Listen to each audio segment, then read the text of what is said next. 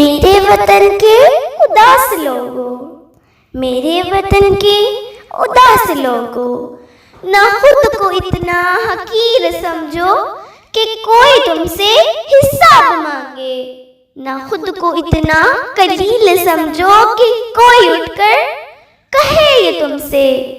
वफाएं अपनी हमें लुटा दो, वफाएं अपनी हमें लुटा दो, वतन ये अपना हमें थमा दो।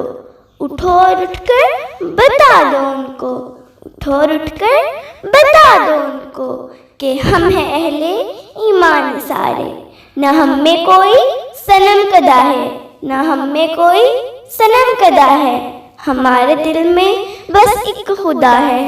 झुके सरों को उठा के देखो, झुके सरों को उठा के देखो, कदम को आगे बढ़ा के देखो।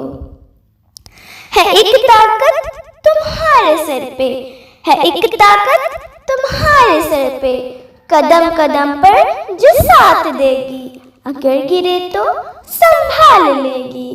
मेरे वतन के उदास लोगों, मेरे वतन के उदास लोगों, उठो चलो और वतन संभालो। मेरे चैनल को सब्सक्राइब करें, बेल आइकन को प्रेस करें, वीडियो को लाइक करें, शेयर करें और मुझे कमेंट सेक्शन में बताएं कि आपको वीडियो कैसी लगी। Thanks for watching. अल्लाह हाफिज़।